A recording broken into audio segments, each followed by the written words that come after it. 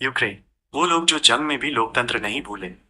आज आप यूक्रेन के लोगों की तारीफ करने पर मजबूर हो जाएंगे, भले ही आप यूक्रेन को पसंद करते हो या न करते हो। वजह, खुद रूस, जो उनका दुश्मन देश है, आज उनकी तारीफ कर रहा है। उन्होंने जंग के बीच में ऐसा कुछ कर दिखाया है जो वाकई काबिले तारीफ है। अपनी स्क्रीन पर देखिए। ये तस्वीरें इस वक्त यूक्रेन की राजधानी कीव के ठीक सेंटर से आ रही हैं, जहां हजारों की संख्या में लोग अपने राष्ट्रपति जेलेंस्की के खिलाफ जबरदस्त प्रदर्शन कर रहे हैं। पिछले 24 घंटों से ये प्रदर्शन लगातार विशालकाय होते जा रहे हैं। जेलेंस्की ने देर रात कर्फ्यू भी लगा दिया था कि कोई बड़ी संख्या में इकट्ठा ना हो, लेकिन बावजूद इसके लोग यूक्रेन का झंडा लिए गली गली में घूम रहे हैं, सिटी सेंटर में जमा हो रहे हैं और जेलेंस्की व उनकी सरकार के खिलाफ नारे लगा रहे हैं। अब आप में से कई सोचेंगे, अरे यार, ये तो गलत है। एक देश जो जंग में है, उसकी जनता अपने नेताओं के खिलाफ प्रदर्शन करेगी। ये तो देशद्रोह है। इससे तो रूस को फायदा होगा। लेकिन रुकिए, यहीं आपको पूरा मामला समझना होगा।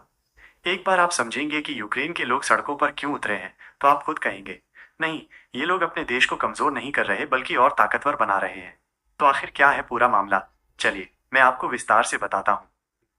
जेलेंस्की की कामयाबी और काले कारनामे। इस बात से कोई इनकार नहीं कर सकता कि जेलेंस्की ने रूस जैसी दुनिया की दूसरी सबसे बड़ी सैन्य महाशक्ति के सामने लगभग 3 सालों तक टिके रहने में बहुत बड़ी कामयाबी हासिल की है। उन्होंने दुनिया भर से मदद जुटाकर इस युद्ध को किसी तरह चलाए रखा है और रूस की विशाल सेना, जिसमें उत्तर कोरिया की सेना भी शामिल है, उन्हें रोके रखा है। कोई और देश होता तो अब तक रूस उस पर कब्जा कर चुका होता। तो ये जेलेंस्की की कामयाबी बिल्कुल है, मगर इसी के साथ उनके कुछ काले कारनामे भी हैं। पिछले 3 सालों में यूक्रेन में विपक्ष का धीरे धीरे सफाया कर दिया गया है। जितने भी बड़े विपक्षी नेता थे, या तो देश छोड़कर भाग चुके हैं या उन्हें जेलों में ठूसा जा चुका है।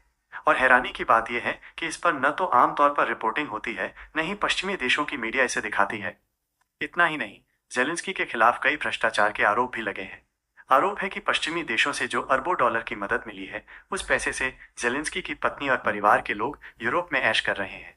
जेलेंस्की की पत्नी को कई जगह लग्जरी कारों में लाखों डॉलर की प्राइवेट यॉट पर और महंगे बैग के साथ शॉपिंग करते हुए देखा गया है। लोकतंत्र पर हमला और जनता का विद्रोह। इसी भ्रष्टाचार की जांच यूक्रेन की कई भ्रष्टाचार विरोधी एजेंसियां करने वाली थीं। लेकिन इसी बीच जेलेंस्की ने क्या किया?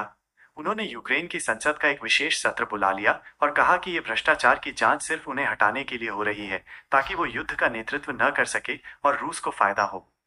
राष्ट्रवाद के इसी घोल को पिलाकर उन्होंने सभी सांसदों को अपने साथ कर लिया और परसों संसद में एक विवादास्पद बिल पास करवा दिया।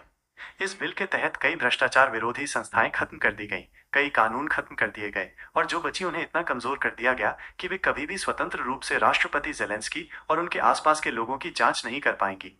यानी जेलेंस्की एक तरह से यूक्रेन के पूर्ण तानाशाह बन चुके हैं। और इसी को लेकर अब यूक्रेन की जनता सड़कों पर उतर आई है।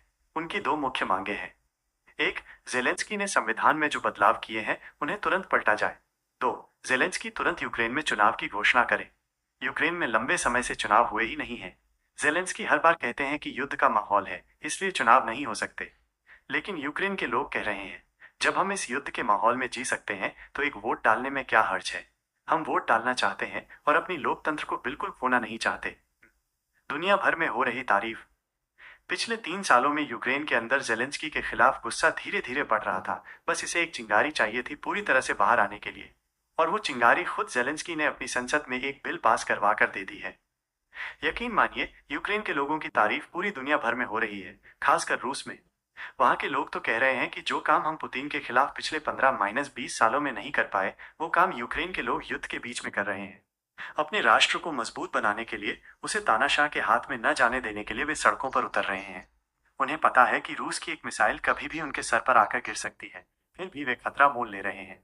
शेल्टर में नहीं छुप रहे, बल्कि बाहर आकर अपने राष्ट्रपति को कॉल आउट कर रहे हैं, उसे उसकी जिम्मेदारी याद दिला रहे हैं। और यही एक असली जागते हुए समाज की पहचान है। जब संकट आए तो अपने नेता के पीछे खड़े हो जाओ, लेकिन जब राष्ट्रहित की बात आए तो उस नेता से कड़े सवाल भी पूछो। और यही वजह है कि आज हम सब यूक्रेन के लोगों की तारीफ करने पर मजबूर हैं। क्या आपको लगता है कि इस तरह के जन आंदोलन युद्धग्रस्त देशों में लोकतंत्र को बचाने में मदद कर सकते हैं?